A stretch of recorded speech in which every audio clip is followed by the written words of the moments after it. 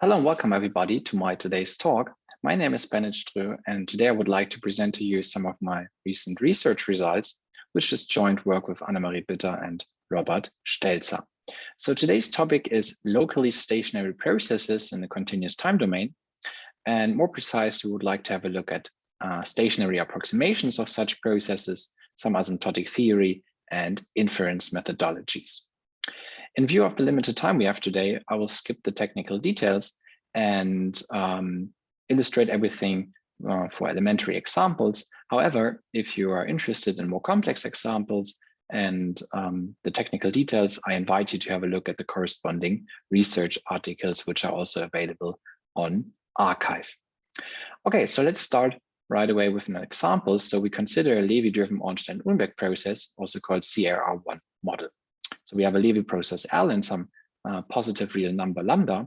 And then we have a look at the differential equation dyt is minus lambda y of t dt plus L dt.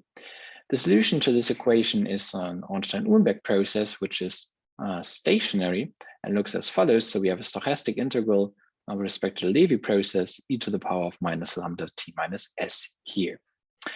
And it's a very classical process, which we know quite well. A realization with respect to Brownian motion, for instance, could look like this. In view of locally stationary process, we are going to modify this process a little bit.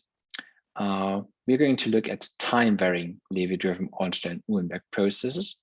So what we do is, instead of a constant parameter lambda here, we are going to allow for a parameter curve, so which depends on the time. So we have a function a of t, which is assumed to be positive, and then we replace the lambda with the a of t here. And the solution to this equation is not necessarily stationary anymore. However, it shows high resemblance to the above solution. So we have the integral with respect to the Levy process again, and then we have e to the power of minus, and then the integral over the parameter curve instead of the weighted increment. And the realization with respect to Brownian motion could, for instance, look like this, where here we have a cosine parameter curve. And this is a very nice example towards locally stationary processes. So what we are going to have a closer look at this example now. So this is the very same time series. Remember that we generated it from a time-varying Ornstein-Uhlenbeck process. And now what we would like to do is we would like to estimate this parameter curve. How do we do this? So we would like to find a stationary approximation of this process such that we can take the observations we have and pretend that they are from the stationary approximation. And then we hope that we can use all the strong theory for stationary processes such that we can estimate this function here. So how do we do this more precisely? So we fix a time point u, for instance, 6.7 here. And then the stationary approximation for this point is again an Ornstein-Uhlenbeck process with a parameter lambda. So which lambda should we take for this approximation? Of course, the parameter curve in this point. So a of u, which is 1.75 here. And so we place the lambda here with an a of u. And of course, we would like to do this for each point u in time. So we obtain a family of processes. So a stationary approximation is a family of stationary processes as described here. So how does a realization, for instance, for this point u look like? Then could look like this. And what we see is that in some parts of the time series, it approximates the non-stationary process very well. However, in some other parts, we are having problems with matching the variance, for instance. So how can we handle this? So we could, for instance, look at smaller time windows. So we could shrink this time window, and we can continue doing this and continue until we have very small time intervals. And the idea now is that on this small time interval, the stationary approximation should work very well, because heuristically speaking, this comes from the fact that our parameter curve is smooth, right? But in order to do statistics, we would like to have more observations of the stationary approximation available. In particular, we would like to have observations for t going to infinity, right? So on the long run, and this is not available here. So how can we handle this? The idea is now that instead of looking at a single non-stationary process, we take a sequence indexed by n, where this n also controls the shrinkage of the time window.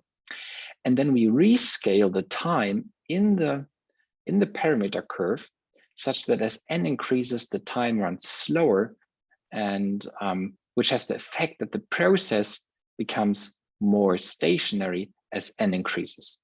Then we also adapt the boundaries of our integrals, and this has the effect that the time series gets stretched to the side. So what happens is that we have the observations in our observation window also include information on the long run of the stationary approximation. So this is what we would like to happen here. And this is now an example of a locally stationary process and its stationary approximation for Ornstein-Uhlenbeck process. And of course, we would also like to do this in a more general setting. And this is also what we did in a model-free setting. And this looks as follows. So we take a sequence of non-stationary processes, yn, and then we say that it possesses a stationary approximation, which is a family of stationary processes, if it satisfies two inequalities. So first, we would like that the LP distance between the non-stationary process and its stationary approximation can be bounded with C over N. And second, we would like that the stationary approximation satisfies some Lipschitz continuity inside the stationary approximation argument here. Okay, and I said we would like to do some inference for such processes. So we need to talk about the observations which we have. So we already talked about it, but now we do it a little bit more precise. So we assume that our yn, the non-stationary process, is observed equidistantly around this point u. So with the grid delta n, which goes to 0. And then we have our observation window u minus bn up to u plus bn, where this bandwidth also goes to 0. So our observation window shrinks towards the point u. Then we can look at the fraction bn over delta n, and this gives us the number of observations, which is then 2mn plus 1, which we would like to go to infinity as n increases. Okay, now we have a rather technical assumption. So we want that n delta n is equal to delta. So what does this mean? So delta n is the rate, the grid size at which we observe our non-stationary process. And then n times delta n is the grid size at which we observe inside the mechanism of the approximation process, the stationary approximation process. So if we sample yn with delta n, we observe the stationary approximation on the grid n delta n, and we would like it to be constant here. And finally, as always, when we work with locally stationary processes, we need a localizing kernel, which is a bounded function which integrates to 1 and has bounded variation and support. Okay, so let's have a look at the limit theorems we obtain for these processes. So we take a non-stationary process, a sequence of non-stationary processes, which has a locally stationary approximation. And then we can look at the sample mean over the non-stationary process, sampled with respect to the observations we just discussed. And then we localize it. And then this converges an LP towards the expectation of the stationary approximation in U. Okay, and moreover, this expression is also a little bit different, normalized, asymptotically normal distributed, where this variance is known. Okay, and we can use these limit theorems for some inference methodologies. So we take a parameter space, and then we look at the contrast function, which is basically just a function which depends on a parameter from this parameter space and the past of the process of the stationary process. And then we would like that the true parameter in which we are interested minimizes the expectation of this contrast. So it's identifiable from our contrast function.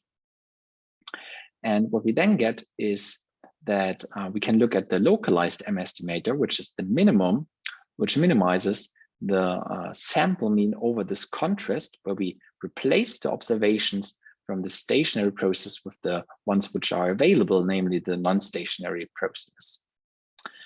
And then we know that this estimator is consistent, so it converges towards the true parameter, and in addition, it's also asymptotically normally distributed. All right, so let's go back and have a look at the example we made in the beginning.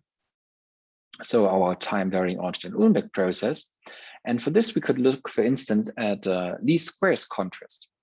So here we have in black the true parameter curve, and then we have colored lines, which where each of the colored line is a realization of the estimate of the parameter curve. And we see that as n increases, the estimates become more and more precise, and they recover the true parameter curve more precisely. And this is also what we see if we look at these three plots, where the red line is the average over 400 of these estimates. And we see that as n increases, they become more and more precise. And here we can clearly also see the localizing effect, the effect of the localizing kernel, which helps us to recover the true parameter curve. We also had the result that the error terms should be asymptotically normally distributed. So this is a finite sample study for a Gaussian and a normal inverse Gaussian noise. So two different Levy processes, and we see that in both cases, the finite sample behavior is very close to that one of a normal distribution. So this also shows the nice behavior of the estimator. Okay, so this is everything for this talk. These are the three references in which you can find the results. And so thank you very much for your attention, and I'm looking forward for your questions.